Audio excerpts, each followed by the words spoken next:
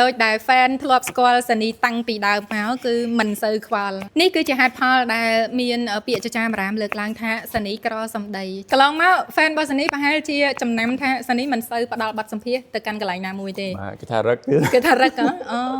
មិនមែនល្បីត្រឹមតែក្រសំដីទេមានអ្នកល្បីថារឹកទៀតfan ដែលកន្លងមកឆាតទៅមិនដែល reply អីព្យាយាមឆាតម្ដងទៀតដើម្បីបំបែកពាក្យថាមិនរឹកទេ CIM Talk នាំមកជូនលោកអ្នកដោយ Dithanon Fashion Design ស្រស់ស្អាតថ្លៃថ្នូរពោរពេញដោយភាពច្នៃប្រឌិត Dithanon រចនាម៉ូដសម្រាប់អ្នក Dr. Elect Aesthetic Center by DNA ផ្ដល់ជូនលោកអ្នកនូវភាពស្រស់ស្អាតប្រកបដោយសុវត្ថិភាពប្រសិនបើលោកអ្នកនាងចង់ទទួលបាននូវភាពស្រស់ស្អាតប្រកបដោយសុវត្ថិភាពសូមកុំភ្លេចតាក់ទងទៅកាន់ Dr. Elect Aesthetic Center by DNA រាល់ព័ត៌មានលម្អិតបន្ថែមនឹងមាននៅក្នុងទំព័រ Facebook Page ផ្លូវការរបស់ Dr. Elect Aesthetic Center by DNA លោកអ្នកនាងជាទីមេត្រីនៅក្នុងការប្រកួត Face of Asia គឺជាកម្មវិធីមួយដែលគេផ្ដល់អាទិភាពទៅដល់តារា model ហើយក្រៅអំពីតំណែងនៅក្នុងកម្មវិធីអ្វីដែលគេចាប់អារម្មណ៍ជាងគេបំផុតហ្នឹងគឺ designer ជាច្រើនដែលមានវត្តមាននៅទីនោះនិងជ្រើសរើសបេក្ខភាពពីបណ្ដាប្រទេសនានាដើរ mode ឲ្យ collection ថ្មីៗរបស់ designer លំដាប់ពិភពលោកដែលអញ្ជើញមកជាច្រើនប្រទេសពាក់ព័ន្ធទៅនឹងការប្រកួតបេក្ខភាពដែលគេមកប្រកួតប្រហែលប្រទេសដែរទៅជាក់ស្ដែងគឺ26ប្រទេសហើយបេក្ខភាពទាំងអស់សរុបប្រហែលជា58នាក់មកអូច្រើនមែនតើចាជាកម្មវិធីដ៏ធំមួយទៅដល់ឃើញបេក្ខភាពពីបណ្ដាប្រទេសផ្សេងៗមានអារម្មណ៍មិនដែរត្បូងរៀងភ្ញាក់ដែរបងពួកគាត់គួរស្នេះមែនដែរខ្ញុំ 1.83 តែបេក្ខភាពនោះភាគច្រើន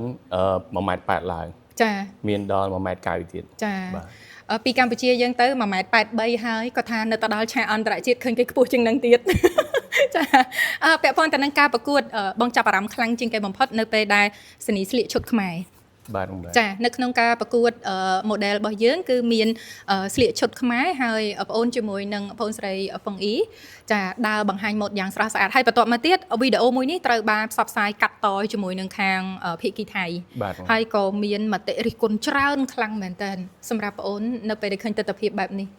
ពីទស្សនៈបងអូនទៅគិតថាបែបណាដែរការបង្ហាញឈុតខ្មែរលើឆាកអន្តរជាតិជាញឹកញាប់វាផ្ដល់នៅឥទ្ធិពលល្អឬក៏បែបណាដែរទៅសម្រាប់ខ្ញុំការបង្ហាញដែល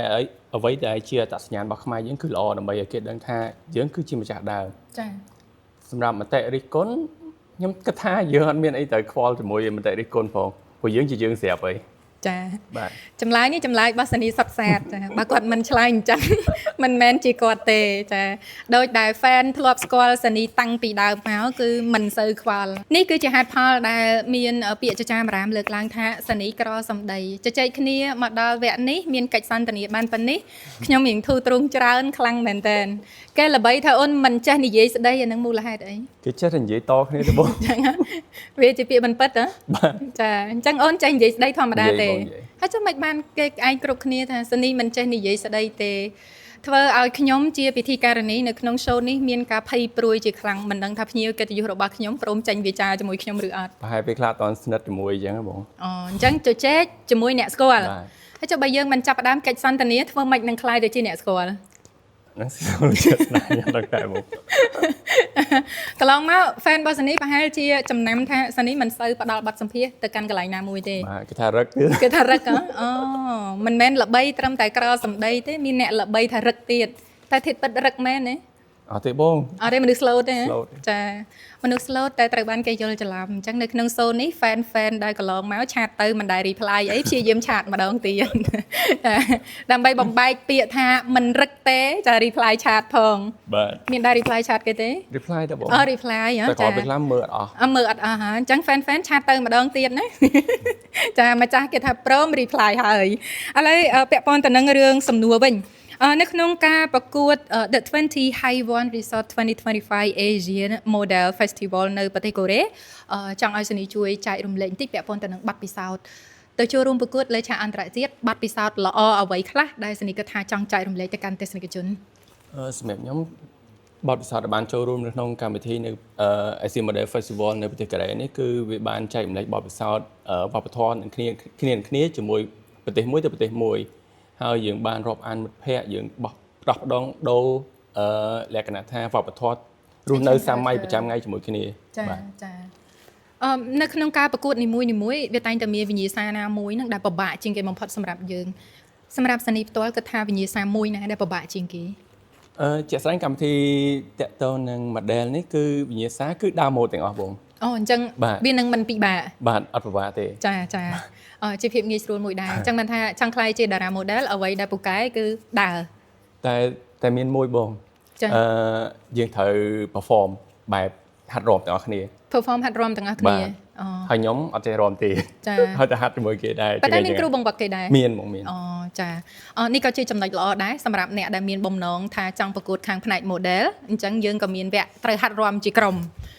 ចាបើសិនជាកន្លងមកមិនតាន់ស៊ាំនឹងរឿងទាំងអស់ហ្នឹងទេការសាកល្បងបានស៊ាំខ្លួនឯងទៅនឹងការរាំក៏ជារឿងល្អមួយដែរអញ្ចឹងបងប្អូនទាំងអស់គ្នាឥឡូវយើងងាកមកកាន់សំណួររសើបមួយដែលបងប្អូនទាំងអស់គ្នាប្រហែលជាអត់សូវបានបែងចែករឿងហ្នឹងទេដោយសារសនីគាត់នៅខាងភាពយន្តផងចាគាត់ជាតារាភាពយន្តផងគាត់ជាបរិះឯកផងហើយគាត់ក៏ជាតារា model ផងដែរបរិះឯកហើយនឹងតារា model ហ្នឹងខុសគ្នាមិនទៅព្រោះទស្សនិកជនយើងភាគច្រើនអត់សូវបែងចែករឿងហ្នឹងទេ អានេះទស្សនៈពីខ្ញុំផ្ទាល់ហ្មងគឺការប្រកួតបង្ហាញម៉ូដនិងបរិះឯកខុសគ្នាត្រង់ថាបរិះឯកមានទាំង Q&A ការវឹកហាត់ចំណេះដឹងទូទៅត្រៀមច្រើនហើយតើតើនឹងប្រកួតតើតើ model គឺអត់សូវស្មុគស្មាញដូចជាបរិះឯកពេកទេបងយើងត្រូវការតែកម្ពស់ខ្ពស់រូបរាងកាយសម្បទាស្អាតបាតរូបរាងស្អាតហើយនឹងការចេះលេង style ពេលថតរូបដើរម៉ូដប៉ុណ្ណឹងបង ចាអញ្ចឹងស្ដាប់ទៅមានអារម្មណ៍ថាទម្ងន់នៃការទទួលខុសត្រូវនៃការប្រកួតបរិះឯកមានច្រើនខ្លាំងជាងការប្រកួតទៅលើខាងផ្នែក model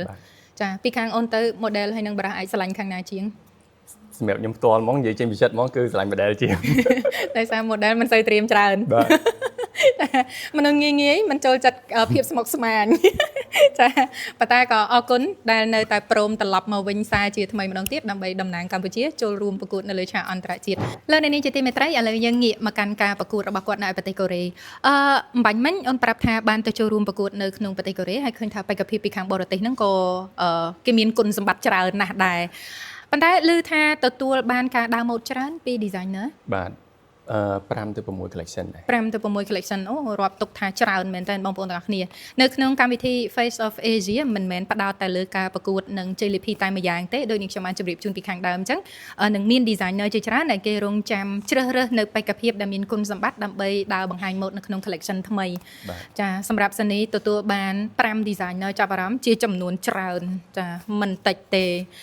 ជាជោគជ័យមួយសម្រាប់កម្ពុជាដែរពីព្រោះថាយើងបានបង្ហាញឈុតខ្មែរនៅលើអន្តរជាតិយើងផងលើនេះជាទីមេត្រីបន្តពីកិច្ចសន្ទនារួចឥឡូវនេះមុននឹងគោរពលាពីលោកអ្នកនាងចាចង់សាកសួរទៅកាន់បងអូនមានចំណាប់អារម្មណ៍បែបណាឬក៏មានមតិយោបល់បែបណាចង់ផ្ដាំផ្ញើទៅកាន់អ្នកដែលគាត់ស្រឡាញ់វិស័យ model ហើយចង់ឲ្យគាត់បានចូលរួមទៅប្រកួតនៅឆាកអន្តរជាតិសម្រាប់បងឬក៏បងប្អូនដែលមានសមត្ថភាពចង់បង្ហាញសមត្ថភាពទៅលើឆាកអន្តរជាតិកុំភ្លេចចូលរួមចុះឈ្មោះនៅក្នុង CM តទៅនឹងកម្មវិធី Face of Cambodia នឹងធ្វើឡើងនៅឆ្នាំនេះឆ្នាំ2026ហើយកម្មវិធីគឺប្រព្រឹត្តឡើងនៅប្រទេសកូរ៉េដូចគ្នាចាពីព្រោះថា winner ឬក៏ម្ចាស់ជ័យលាភីនៅក្នុងប្រទេសកម្ពុជានឹងត្រូវបញ្ជូនទៅប្រកួតនៅឯប្រទេសកូរ៉េជាជោគជ័យសម្រាប់កម្ពុជាប្រសិនបើយើងអាចចូលរួមកាន់តែញឹកញាប់នៅក្នុងខាងផ្នែក model ចាព្រោះកន្លងមកដូចដែលលោកនាងបានដឹងចឹងថាខាងបរិះឯកឬក៏បវរកញ្ញាដែលគេថា beauty pageant ហ្នឹងហាក់ដូចជាមានប្រជាប្រិយភាពខ្លាំងប៉ុន្តែខាងផ្នែក model ហ្នឹងរៀងស្ងប់ស្ងាត់បន្តិចចាប៉ុន្តែធៀបទៅឆាកអន្តរជាតិស្វាគមន៍ model ខ្លាំងមែនតើអញ្ចឹងបើសិនជាយើងបានចូលរួមវាជារឿងល្អមួយជាក់ស្ដែងដូចជាពេលដែលសនីទៅប្រកួតអញ្ចឹងគាត់បានយកឈុតខ្មែរទៅហើយជាជោគជ័យរបស់យើងដែលឈុតខ្មែរផ្ទុះ viral នៅក្នុងការជជែកវែកញែកអញ្ចឹងធ្វើឲ្យគេមើលឃើញថាភាពប្លែករបស់ខ្មែរភាព unique របស់ខ្មែរបែបណាហើយភាព unique របស់ប្រទេសផ្សេងៗបែបណាវានឹងបង្កទៅជាការជជែកហើយមានការជជែកនិងមានការសិក្សាអញ្ចឹងយើងក៏ឆ្លៀតឱកាសនៅក្នុងការផ្សព្វផ្សាយអំពីវប្បធម៌យើងផងដែរចាចំពោះសនីផ្ទាល់នៅពេលដែលទៅប្រកួតនៅប្រទេសកូរ៉េហើយត្រឡប់មកវិញចាប់ផ្ដើមមានសារព័ត៌មានច្រើនផ្សព្វផ្សាយពីបងអូនហើយសកម្មភាពនៅក្នុងសិល្បៈហ្នឹងហាក់ដូចជាសកម្មជាងមុនចាមានគោលបំណងថានឹងត្រឡប់ទៅសកម្មនៅក្នុងផ្នែកភាពយន្តវិញឬក៏ខាង model វិញឬក៏បែបណាដែរជាផែនការផ្ទាល់របស់បងអូនសម្រាប់ខ្ញុំគឺ open ទាំងអស់បង open ទាំងអស់ចាមិនតន់ចំពោះខាងណាមួយទេប៉ុន្តែបើមានអ្នកតាក់ទងនៅតែទទួលការងារដដែលចាអរគុណឥឡូវមុននឹងគោរពលាពីទស្សនិកជនទៅចាសូមមានជាចំណាប់អារម្មណ៍ឬក៏អរគុណយ៉ាងណាទៅកាន់ sponsor ដែលធ្លាប់ផ្ដល់ការឧបត្ថម្ភចំពោះការប្រកួតនៅប្រទេសកូរ៉េបាទ សូមអរគុណដល់ខាងសុខាសេរីមង្គលដែលបានឧបត្ថម្ភឈុតតំណាងជាតិដែលជាឈុតប្រពៃណីដែលយើងយកទៅបង្ហាញនៅប្រទេសកូរ៉េ ចា៎ ហើយនឹង D Thanon ដែលបានឧបត្ថម្ភជាឈុតធំអាវធំស្អាតៗសម្រាប់ចូលរួមក្នុងកម្មវិធីប្រកួត ចា៎ ហើយនឹងអរគុណដល់fan ដែលគ្រប់គ្រង fan ដែលគ្រប់គ្រង ចា៎ ប៉ាម៉ាក់ដែលតែងតែគ្រប់គ្រងបងម៉ែនមរតហើយនឹងក្រុមការងារ CM ទាំងអស់ដែលតែងតែ support នៅ support នៅពីខាងក្រោយខ្ញុំរហូត ចា បាទ ហើយក៏អរគុណដល់ fan ទាំងអស់គ្នាផងដែរបើទោះបីជាឆាតទៅសនីមិន reply ប៉ុន្តែនៅតែគ្រប់គ្រងអញ្ចឹងហ៎ អត់ទេនិយាយលេងទេបងប្អូនទាំងអស់គ្នាមែនតើទៅនៅក្នុង page ពេលខ្លះឆ្លើយមិនទាន់ប៉ុន្តែនៅតែនៅក្បែរ fan ទាំងអស់គ្នាដដែលទេអរគុណចំពោះលោកអ្នកនាងដែលបានចំណាយពេលវេលាដ៏មានតម្លៃក្នុងការទស្សនាហើយជាថ្មីម្ដងទៀតសម្រាប់អ្នកដែលស្រឡាញ់ខាងផ្នែក model ចាអ្នកដែលគ្រប់គ្រងវិស័យខាងផ្នែកបង្ហាញ mode សូមកុំភ្លេចចូលរួមនៅក្នុងការប្រកួតរបស់ Face of Cambodia នៅក្នុងឆ្នាំនេះពិសេសត្រង់ថាយើងមិនមែនមានតែ Face of Cambodia សម្រាប់ផ្នែកបុរសនិងនារីទេយើងក៏មាន Face of Cambodia សម្រាប់ Kid and Junior ផងដែរដែលជាការផ្ដល់ឱកាសឲ្យអូន model តូចៗមានឱកាសបានបង្ហាញសមត្ថភាពនៅលើឆាកអន្តរជាតិផងដែរអញ្ចឹងយើងអាចចូលរួមដាក់ពាក្យចូលរួមប្រកួតទាំងអស់គ្នាអរគុណចំពោះការទស្សនាអធ្យាស្រ័យរាល់កំហុសឆ្គងដែលបានកើតឡើងហើយក៏អរគុណដល់សនីផងដែរដែលបានចំណាយពេលវេលាដ៏មានតម្លៃចូលរួមនៅក្នុងកម្មវិធី CIM Talk ដែលមានផ្សាយនៅក្នុង CIM TV ជូនពរលោកអ្នកមានក្តីសុខសុភមង្គលជួបយើងខ្ញុំនៅវីដេអូក្រោយខណៈនេះនាងខ្ញុំបូសុគន្ធានិងបងសានីសូមអរគុណសូមជម្រាបលា